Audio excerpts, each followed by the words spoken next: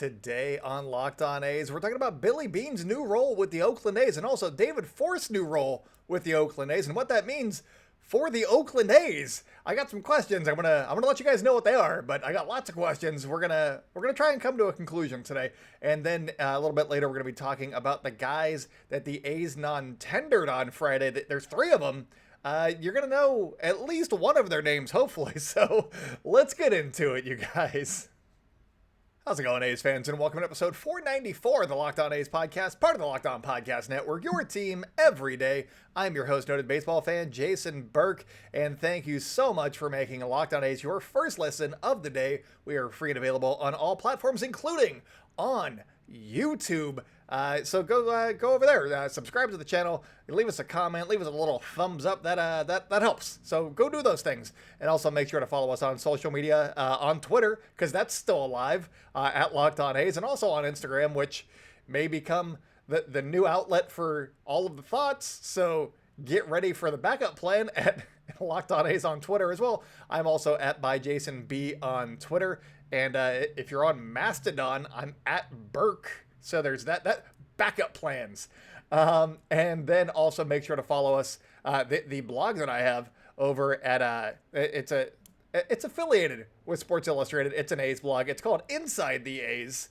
And we got some good stuff. So if you want this stuff, like the things that we're talking about before the beginning of the week, I did it over the weekend. So there you go. There's my work.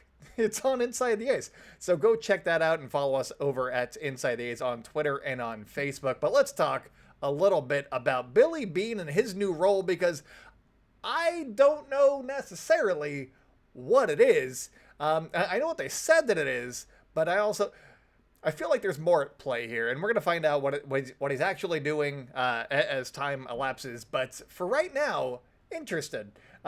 Billy Beane is now a senior advisor to the managing partner, and that's John Fisher. He's a senior advisor to John Fisher. I believe that like Dave Stewart and Ricky Henderson and Raleigh Fingers, I think that they're all the senior advisors as well. So I don't know that that really holds a lot of like cachet. They're treating it like it's a promotion, but it seems like it's like, yeah, you go do other things and you're still sort of with the A's. We can call you if we need to. He's like freelance working with the A's now is what it feels like. According to the press release, it said, quote, he'll be working closely with John Fisher on strategic decisions. And if that is the case, so many questions. So, like, what decisions is it? Like, should I spend money? And then Billy Beane's going to be like, yes. And he's like, overruled. I don't know that that's going to be helpful. I really want to know what decisions he's going to be helping John Fisher with. I know that Billy Beane has a small stake in the A's, like an ownership stake in the A's. And this is mostly supposed to be so that he can go pursue other ventures and do other things outside of baseball, which we got a glimpse of the headlines for that a couple years ago when his group, Red Ball, was supposed to be getting a big stake in the Fenway Sports Group, I want to say it's called. The partnership with the Red Sox owner over there. And that fell apart. They couldn't raise enough money, so that fell apart. And so he stayed with the A's for another couple of years and then traded everybody again. Billy Beane just doing Billy Beane things. It's coming up, we'll talk about his legacy. So if you got some thoughts on Billy Beane's legacy, leave them in the comments below, because that's going to be an interesting conversation for people to have. And I'm also interested to see what his legacy is among A's fans, because I'll get into my views later, but I know that he's divisive among A's fans. But so he's going to be advising John Fisher, and is he going to be helping with like the ballpark situation? Is he going to be like taking over for Dave Kaval in some of these negotiations with hopefully the city of Oakland and trying to get Howard Terminal built? Because that would be nice, because Billy Beane is kind of a local celebrity, and maybe he can kind of, get things going where Dave Kaval is working for the owner of the Oakland A's. And so he doesn't have that community service that Billy Beane does. And so maybe that's part of it, or maybe he's going to be scouting around and be like, yeah, so what's up with Nashville and other places that aren't Las Vegas? And maybe the A's are going to be broadening their search, and they need all owner hands on deck for their scouring of the country. And so I don't know what's going on there. It could also be that this is just a paper move and he's actually not really working with the A's much anymore, and this is for PR purposes. And it's not really doing much because he was the president of baseball operations and he was doing that kind of stuff. But it felt like he was already kind of doing this stuff already. So it might just be a paper move. And David Forst has already been the GM and he's been running more than I think a usual GM does. So now he's going to be the president of baseball operations, taking over Billy Beane's old title, at least. So David Forst is going to be doing that. Whether or not the A's are going to be bringing in a GM before the beginning of the season or this offseason, whenever they're going to do it, I don't know, or if they are. But I think that Billy Owens, who is one of the A's 3 assistant general managers, and he's been coveted by a lot of teams, he would be the logical pick so that you can keep him in-house, and he's turned down some other offers, or at least he's been in the running. I don't know if he's turned down any offers, but he's been in the running, and this would be a way to keep him with the A's, because the A's like him, and so do other teams, and you want to keep those guys around. If they want to go a different route, James Click is available, and he just won a World Series. I know that they have a lot of infrastructure in Houston, so he didn't mess it up though. So he didn't screw everything up. He still led them to a World Series, and he kind of righted the ship. And I believe that he came over to Houston from the Tampa Bay Rays, so he's got some good experience in that realm of not spending a lot of money. The Astros also don't spend, they spend money sort of, but they don't re-sign free agents at all. So there's that. It's all development, and maybe he could help on that front. But Billy Owens is the logical pick here for a replacement for David Forst, who is now going to be the president of baseball operations. And really, this all boils down to what's going to happen here? Who's going to be the A's GM? And what is Billy Beane going to be helping with? These are my questions after Friday's press release. And I don't know that we're going to have answers anytime soon. It could be at the winter meetings if he's around and taking questions, but he's freelancing now. So who knows what he's into? Maybe he has a ski trip planned for that week. And I don't believe that there is snow in San Diego, so he might not be doing the skiing in San Diego. So we'll see what happens here. I'm intrigued. It is going to be a new era of A's fandom and just A's baseball now that Billy Beane is taking a step back. He has been in the organization for 33 years, and I have been alive for 37, so most of my life, Billy Beane has been there.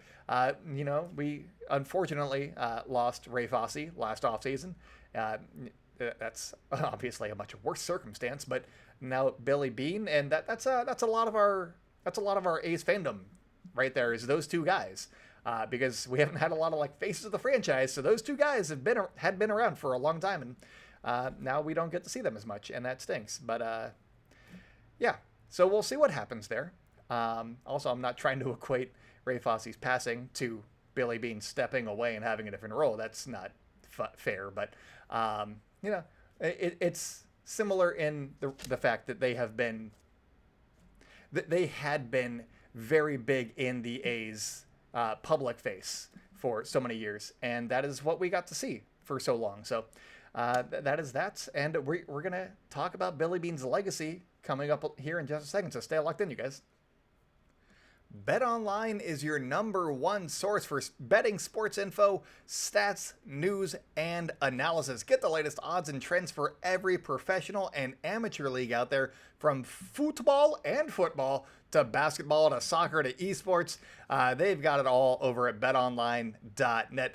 And if you love sports podcasts, and I'm guessing you do because you're listening to one right now, you can find those at BetOnline as well.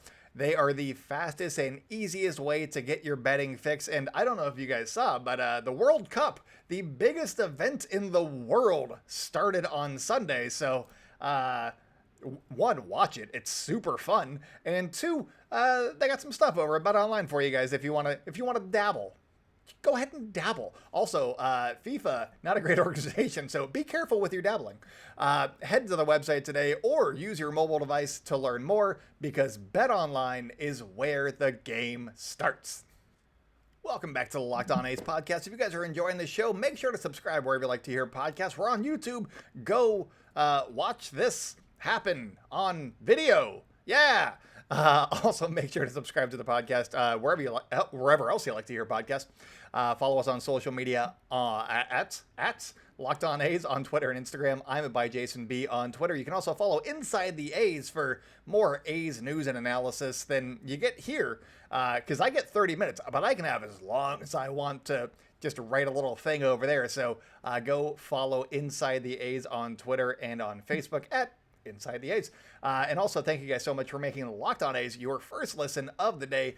For your second listen, go check out the Locked On Sports Today podcast because they do great stuff, especially the Monday episodes. They're talking about football the day before.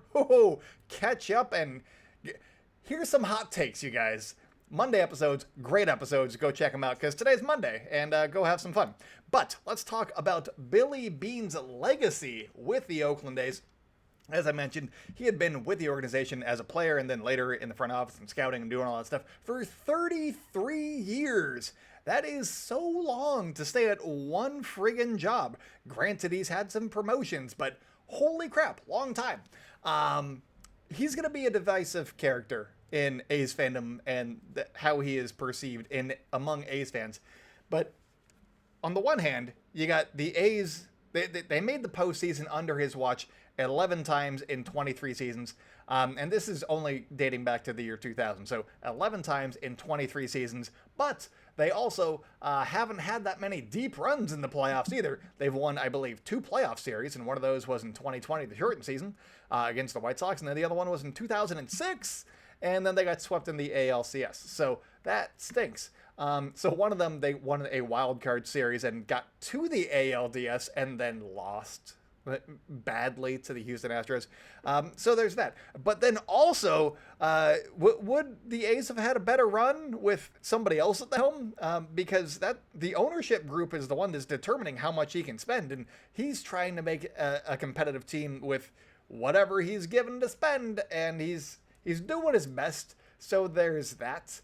You could always look at a team like the Tampa Bay Rays, who are most of the time, I'm going to say perennially, but I'm not sure that they are perennially in contention, but they're close most years, and they don't spend a lot of money. They're usually in the bottom third of payroll, much like the A's.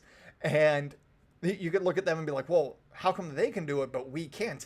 That is because they spend so much more money and resources on development and on their front office, and the A's have not done that part. So that, again, is ownership, not necessarily Billy Beane's fault. I'm not trying to be a Billy Beane shill here or, a mark for Billy Beane, but it's how I interpret things. And I think that, obviously, trading guys like Cespedes or Donaldson, those suck. Those aren't fun. Mulder, Hudson. Name your favorite A's player of the last 20 years. Yeah, he probably got traded by Billy Beane. Marcus Semien, they let him walk, so that's a difference. Also, Liam Hendricks, they let him walk, but Matt Olson, Matt Chapman, Chris Bassett, Sean Manaea, all those guys. And then he brings in guys like Billy Butler. So, great time all around. So there's obviously things that you can point to and be like, oh, I didn't like that. Billy Beane, what are you doing? But I think that, his hands are somewhat tied. And how are people going to be viewing David Forst in just a couple of years, or after his first teardown? What happens if the A's move to Vegas? Is that David Forst's fault now, or is that ownership's fault? We're gonna find out. But I think that it's gonna be it'll be interesting to see how he is remembered. I think that the media loves him because he's a good quote. And he's done a good job. They recognize mostly that he's done a decent job. Some of the trades haven't worked out. Like trading Donaldson was probably the right move. The guys that they brought in didn't pan out very well. So that's where I would say it didn't work out on that trade. Trading Cespedes, he said that the pitching wasn't going to add up or last for the entirety of the season, and that they were already kind of trending downward. And to get somebody like John Lester, you had to trade somebody like Yoenis Cespedes, and the team created immediately, and it sucked. And then John Lester apparently couldn't throw to first, which they didn't know. So that was a scouting thing that they probably should have picked up on before they traded the heart and soul of the A's offense for a guy who couldn't throw to first base. But hey, John Lester was the postseason pitcher at that time, and it was a risky move, but I don't know that the A's were going to be competitive the following season anyway. And I mean, they traded everybody, but they also were not competitive the next season.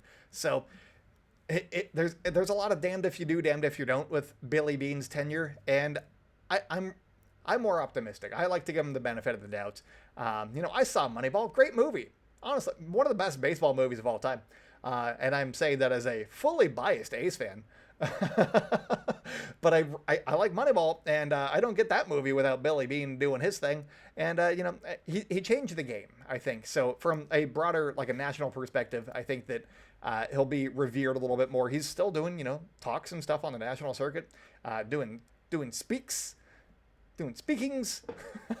and he's a great business mind, and I think that he changed the game of baseball by introducing sabermetrics, on a larger scale that I think was done before, and then told everybody about it. And I think that is where I would change something for Billy Beane, is keep that one under your hat for a while, Billy. Don't get into the gig and then 2 years later you're like, yeah, so Scott Hatterberg, guess what? Oh man, we have this great way of calculating things. Here's how we did it. Oh crap, everybody else has money. That would be my gripe with Billy Beane, is don't tell everybody the secret sauce. But hey, he stayed with the A's, and that was kind of cool. So that was nice of him. But I think that the A's probably wouldn't have done much better with another GM. They might not have had somebody as long as Billy Beane either. I think that he gave us probably the best product that could have been produced. Without re-signing guys and spending money. He did a good job, and so it's gonna stink that he's leaving. But I'm intrigued to see what some other voices do in the front office as well. David Forst has already been a big voice in the front office, but whoever the new GM is, how does David Forst intake some of the things that he's being told? Does he come up to different conclusions? What's going on there? So I'm interested to see what happens with the process in the front office and see if that leads to different results, because there's some interesting things going on with the A's, and they're targeting guys with changeups that move. Apparently they're going for guys that make a little bit more contact and don't strike out as much. So is that a Forced move? Was that a Billy move? Was that a Billy Owens move? Let's find out.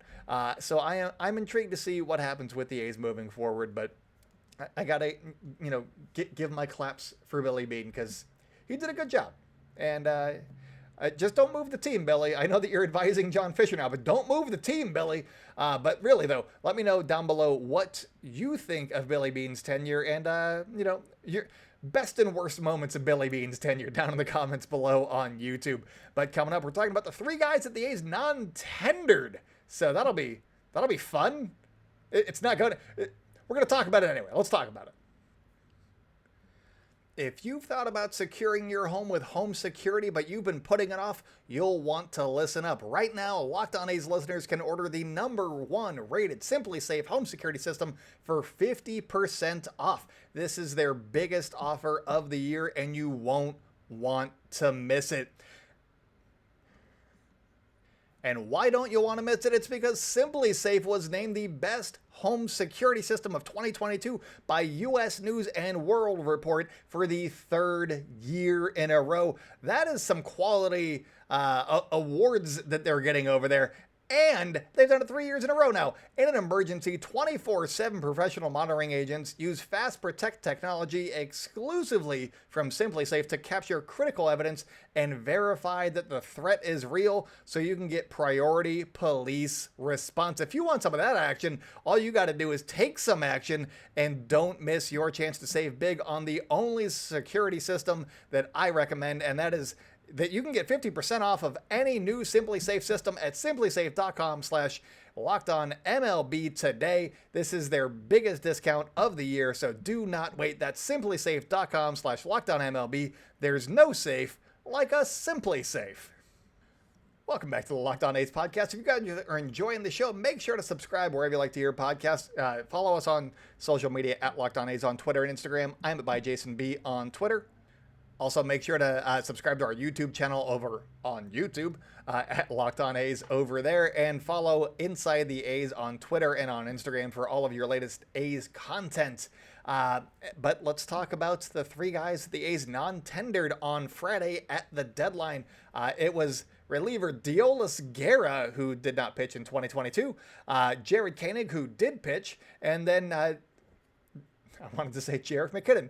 David McKinnon, who he had a cup of coffee with the Oakland A's, but he was a waiver claim in August and went over 13 with a walk, and he had a great season in the minor leagues, and that did not translate when he got up to the majors with both the Angels and the A's. And so he was like, oh, he could be a guy that they could bring back on a minor league deal as a depth piece. See what happens with him moving forward, but I don't know. We'll find out with him. But Deolis Guerra was definitely the guy that surprised me, because he was projected to make $900,000 in arbitration, and the major league minimum is going to be $720,000, a difference of $180,000. And maybe because he's coming off of injury and he had Tommy John in April, maybe that is why the A's were like, we don't know when he's going to be ready. It could be like the middle of summer. Let's see if we can get him back on a minor league deal and do it that way. But I still like Deolis Guerra, and I hope that he is brought back on a minor league deal because he was solid. He was looking like the new Yusmeiro Petit of the A's bullpen, and then he needed Tommy John surgery, and then Domingo Acevedo became the new Yusmeiro Petit of the A's bullpen. So I like the thoughts of linking both of those guys, using them just every other day, and like, you go do things. You can close games if we need you to. You can just be a garbage time guy if we need you to. They could do anything and give you pretty solid results generally. And I liked the idea of pairing them together, but maybe they don't bring him back. Maybe he is just like a depth piece and they bring him back on a minor league deal, and it would take some things to happen for him to get back into the bullpen. But I like Deolis Guerra. He seemed like a nice guy. But Jared Koenig was the other guy. He was the lefty that the A's had. He pitched in 10 games, I believe, for the A's in 2022. He did 5 of those as a starter. Starting pitching was not going well for him in the big leagues. He went 1-3 with a 6.39 ERA in 5 starts. And then he made 5 appearances out of the bullpen, and 4 of those were really, really good against really good competition down the stretch. He also got blown up by the Mets, so that didn't go well. Part of the reason why I think that he was, 1, DFA'd, and 2, having success out of the bullpen was he would pitch like every 4 or 5 days, kind of like a starter, but out of the bullpen for 3 innings ish, 2-3 innings, and I don't know that he could make that last in the bullpen, going a couple of innings here, a couple of innings there, and needing that much time in between. He'd be like a end of the roster kind of guy. So it makes sense that they DFA'd him, I guess. But I thought that he could have had a nice role in the A's bullpen at the big league level. But it makes sense because the A's have lots of bullpen options, and they could also pitch a lot more frequently. So there's that. But the good news here for now is that Tony Kemp was not DFA'd. I believe he's expected to make $3.9 million through arbitration in his final year of arbitration before hitting the free agent market. He's expressed a desire to stay with the Oakland A's, and he was here this year. He knows what he's in for, and he wants to be kind of a mentor to the young guys, and he did a good job of that down the stretch in 2022. He had a good second half in 2022. He's definitely worth the $3.9 million. So there's that. So for now, he is still with the A's organization, but are they going to trade him now? That is the other option. I did try to put him in a deal with the Chicago White Sox with my crossover trading Sean Murphy, because they needed a second baseman. I was like, Tony Kemp might get non-tendered. You want him? He's good. I like him. He'd be solid for you guys. And so I could see him being traded for not a lot, but, traded. But we'll see what happens there. I think that if the A's do, in fact, keep him, that would be a solid sign for hopefully what is to come with the Oakland A's. But For right now, they did not non-tender Tony Kemp, so hopefully that means that they might spend a little bit of money this offseason. Not a lot. I'm not expecting huge expense. They're not signing Aaron Judge unless he really falls from grace. But I don't think that they're going to be getting Aaron Judge. But maybe Tony Kemp. Maybe, just maybe, he might actually be on the A's in 2023. I guess we'll have to wait and find out. But that's all that I got for you guys today. I apologize for the end of last week. There's been a lot of stuff going on. The entire house has been sick. Not me and not the baby, but everybody else. So it has been a lot. My dad also started cancer treatment on Thursday, and I think that was kind of weighing on my head a little bit. So mental space was not great after being with the baby for 12 hours and then also that. Just wasn't it, and also not having anybody to watch him while I recorded. So I apologize for the delay in getting some of this stuff to you guys and for, not being there for you, but I wrote some stuff at Inside the A's, so there's that. But that is all that I got for you guys today. Tomorrow, we're going to be doing a fun crossover episode with Lindsey Crosby of Locked On MLB Prospects, talking about, we're going to talk about the Rule 5 draft coming up, who the A's could be targeting in that. We're going to be talking about the A's farm system as it sits currently, and also the 2023 draft and some of the top guys in that draft and who the A's could be targeting there. We still don't know where the A's are picking, but who's at the top of the list right now, because the A's could have their pick of one of like a bunch of guys. So I'm excited to do that chat with Lindsey Crosby on tomorrow's show. But that's all that I got for you guys today. So thank you so much for making the Locked On A's your first listen of the day. For your second listen, go check out Locked On Sports Today. From the games that matter the most to the biggest stories in sports, go beyond the scoreboard and behind the scenes with local experts and insights only Locked On can provide. Locked On Sports Today is available on this app, YouTube, and wherever you get your podcasts. So go subscribe, because it's a good time. And if you watch on YouTube, Peter Bukowski, super handsome guy. He likes the Packers, but super handsome. So go check out Locked On Sports Today, guys. But that's all that I got for you guys today. So until next time, go out and celebrate good times, A's fans. And I will talk at you tomorrow.